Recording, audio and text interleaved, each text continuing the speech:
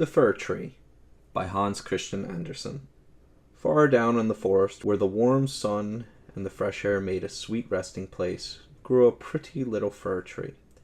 And yet it was not so happy. It wished so much to be tall like its companions, the pines and firs which grew around it. The sun shone, the soft air fluttered its leaves, and the little peasant children passed by, prattling merrily. But the fir-tree heeded them not. Sometimes children would bring a large basket of raspberries and strawberries, wreathed on a straw, and seat themselves near the fir-tree and say, "Is it not a pretty little tree?" which made it feel more unhappy than before. And yet all this while the tree grew a notch or joint taller every year. For by the number of joints in the stem of the fir-tree we can discover its age. Still, as it grew, it complained, "Oh, how I wish I were as tall as the other trees. Then I would spread out my branches on every side, and my top would overlook the wide world. I should have the birds building their nests on my boughs. And when the wind blew, I should bow with stately dignity, like my tall companions." The tree was so discontented that it took no pleasure in the warm sunshine, the birds, or the rosy clouds that floated over it morning and evening. Sometimes in winter, when the snow lay white and glittering on the ground, a hare would come springing along and would jump right over the little tree, and then how mortified it would feel. 2 winters passed, and when the third arrived, the tree had grown so tall that the hare was obliged to run around it. Yet it remained dissatisfied and would exclaim, "Oh, if I could but keep on growing tall and old! There is nothing else worth caring for in the world." In the autumn, as usual, the woodcutters came and cut down several of the tallest trees, and the young fir-tree, which was not grown to its full height, shuddered as the noble trees fell to the earth with a crash. After the branches were lopped off, the trunks looked so slender and bare that they could scarcely be recognized. Then they were placed upon wagons and drawn by horses out of the forest. Where were they going? What would become of them? The young fir-tree wished very much to know. So in the spring, when the swallows and the storks came, it asked, "Do you know where those trees were taken? Did you meet them?" The swallows knew nothing, but the stork, after a little reflection, nodded his head and said, "Yes, I think I do. I met several new ships when I flew from Egypt, and they had fine masts that smelt like fir. I think these must have been the trees. I assure you they were stately, very stately." "Oh, how I wish I were tall enough to go on the sea," said the fir-tree. "What is this sea, and what does it look like?" "It would take too much time to explain," said the stork, flying quickly away. "Rejoice in thy youth," said the sunbeam. "Rejoice in thy fresh growth and the young life that is in thee." And the wind kissed the tree, and the dew watered it with tears, but the fir-tree regarded them not. Christmas drew near, and many young trees were cut down, some even smaller and younger than the fir-tree, who enjoyed neither rest nor peace from longing to leave its forest home. These young trees, chosen for their beauty, kept their branches, but they too were laid on wagons and drawn by horses out of the forest. "Where are they going?" asked the fir-tree. "They are no taller than I am. Indeed, one is much shorter. And why are the branches not cut off? Where are they going?" We know, sang the sparrows. "We have looked in at the windows of the houses in town, and we know what is done with them. They are dressed up in the most splendid manner. We have seen them standing in the middle of a warm room, and adorned with all sorts of beautiful things, honey cakes, gilded apples, playthings, and many hundreds of wax tapers." "And then?"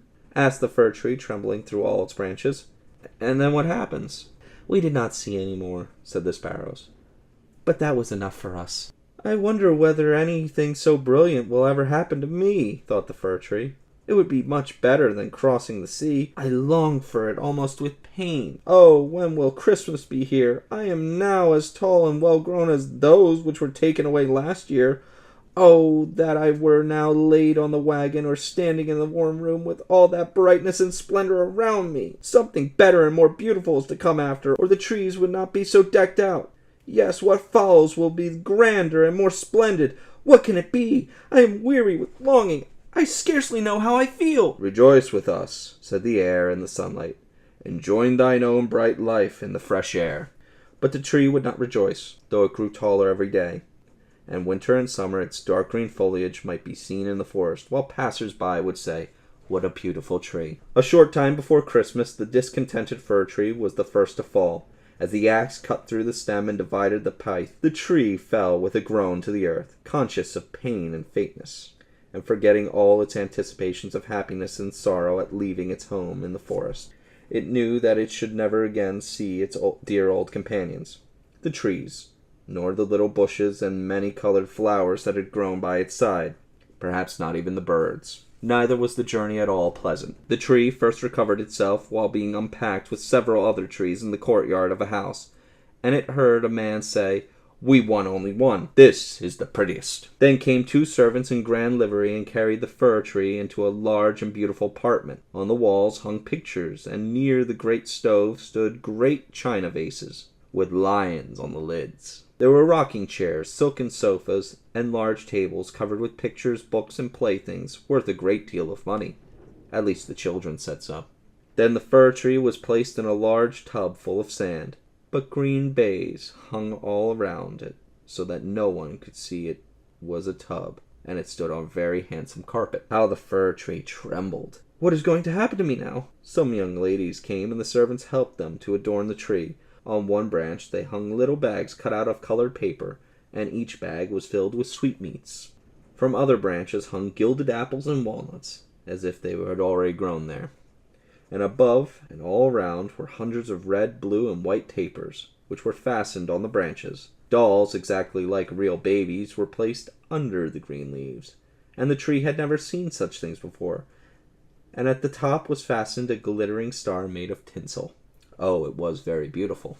"This evening," they all exclaimed, "how bright it will be!" "Oh, that the evening were here," thought the tree, "and the tapers lighted! Then I shall know what else is going to happen. Will the trees of the forest come to see me? I wonder if the sparrows will peep in at the windows as they fly. Shall I grow faster here, and keep on all these ornaments during the summer and winter?" But guessing was of very little use. It made the Fir-Tree's bark ache, and this pain is as bad for a tree as a headache is for us. At last the tapers were lighted, and then what a glistening blaze of light the tree presented. It trembled so with joy in all its branches that one of the candles fell among the leaves and burnt some of them. "Help! Help!" exclaimed the young ladies, but there was no danger, for they quickly extinguished the fire. After this the tree tried not to tremble at all, though the fire frightened it. It was so anxious not to hurt any of the beautiful ornaments, even while their brilliancy dazzled it. And now the folding doors were thrown open, and a troop of children rushed in, as if they intended to upset the tree. They were followed more slowly by their elders. For a moment the little ones stood silent with astonishment, and then they shouted for joy till the room rang, and they danced merrily around the tree, while one present after another was taken from it. "What are they doing? What will happen next?" thought the Fir. At last the candles burnt down to the branches, and were put out. Then the children received permission to plunder the tree. Oh, how they rushed upon it! The branches cracked, and had it not been fastened with the glistening star to the ceiling, it would have been thrown down. The children then danced about with their pretty toys, and no one noticed the tree except the children's maid, who came and peeped among the branches to see if an apple or a fig had been forgotten. "A story! A story!" cried the children, pulling a little fat man towards the tree. "Now we shall be in the green shade," said the man, as he seated himself under it, "and the tree will have the pleasure of hearing also. But I shall only relate one story. What shall it be? Ivedy-Avedy, or Humpty Dumpty, who fell downstairs but soon got up again, and at last married a princess?" "Ivedy-Avedy!" cried some. "Humpty Dumpty!" cried others. And there was a fine shouting and crying out. The Fir-Tree remained quite still, and thought itself, "Shall I have anything to do with this?" But it had already amused them as much as they wished. Then the old man told them the story of Humpty Dumpty, how he fell downstairs and was raised up again and married a princess. And the children clapped their hands and cried, "Tell another! Tell another!" They wanted to hear the story of Ivedy-Avedy, but they only had Humpty Dumpty. After this the Fir-Tree became quite silent and thoughtful. Never had the birds in the forest told such tales as Humpty Dumpty, who fell downstairs and yet married a princess. "Ah, yes, so it happens in the world," thought the Fir-Tree, who believed it all, because it was related by such a nice man. "Ah, well," it thought, "who knows? Perhaps I may fall down too and marry a princess." And it looked forward joyfully to the next evening, expecting to be again decked with lights and playthings, gold and fruit. "Tomorrow I will not tremble," it thought. "I will enjoy all my splendor, and I shall hear the story of Humpty Dumpty again, and perhaps Ivedy-Avedy." And the tree remained quiet and thoughtful all night. In the morning the servants and the housemaid came in. Now, thought the fir, all my splendor is going to begin again. But they dragged it out of the room and upstairs to the garret and threw it on the floor, in a dark corner where no daylight shone, and there they left it. What does this mean? Thought the tree. What am I to do here? I can hear nothing in a place like this. And it leaned against the wall and thought and thought. It had time enough to think, for days and nights passed, and no one came near it. And when at last somebody did come, it was only to put away large boxes in a corner. So the tree was completely hidden from sight, as if it had never existed. It is winter now, thought the tree. The ground is hard and covered with snow, so the people cannot plant me. I shall be sheltered here, I dare say, until spring comes. How thoughtful and kind everybody is to me. Still, I wish this place were not so dark as well as lonely, with not even a little hare to look at. How pleasant it was out in the forest, when the snow lay on the ground. Then the hare would run by, yes, and jump over me too, although I did not like it then. Oh, it is so terribly lonely here. Squeak, squeak, said a little mouse, creeping cautiously towards the tree. Then came another, and they both sniffed at the fir-tree, and crept between the branches. Oh, it is very cold, said the little mouse. Or else we should be comfortable here. Shouldn't we, you old fir-tree? I am not old, said the fir-tree. There are many who are older than I am. Where do they come from? And what do you know? Asked the mice, who were full of curiosity. Have you seen most beautiful places in the world, and can you tell us all about them? And have you been in a storeroom where cheeses lie on the shelf, and hams hang from the ceilings? One can run about on tallow candles there, and go in thin and come out fat. I know nothing of that place, said the fir-tree, but I know the wood where the sun shines and the bird sings. And then the tree told the little mice all about its youth. They had never heard such an account in their lives. After they had listened to it attentively, they said, What a number of things you have seen! You must have been very happy. Happy? Exclaimed the fir-tree, and then, as if it reflected upon what it had been telling them, it said, Ah, yes, after all, those were happy days. But when it went on and related all about Christmas Eve and how it was dressed up with cakes and lights, the mice said, How happy you must have been, you old fir-tree. I am not old at all, replied the tree. I only came from the forest this winter. I am now checked in my growth. What splendid stories you can relate, said the little mice. And the next night 4 other mice came with them to hear what the tree had to tell. The more it talked, the more it remembered.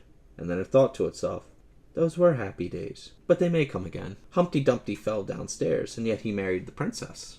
Perhaps I may marry a princess too. And the fir-tree thought of the pretty little birch tree that grew in the forest, which was to it a real beautiful princess. Who's Humpty Dumpty? Said the little mice. And then the tree related the whole story. It could remember every single word, and the little mice were so delighted with it that they were ready to jump on the top of the tree. The next night, a great many more mice came, and on Sunday 2 rats came with them. But the rats said it was not a pretty story at all, and the little mice were very sorry, for it made them also think less of it.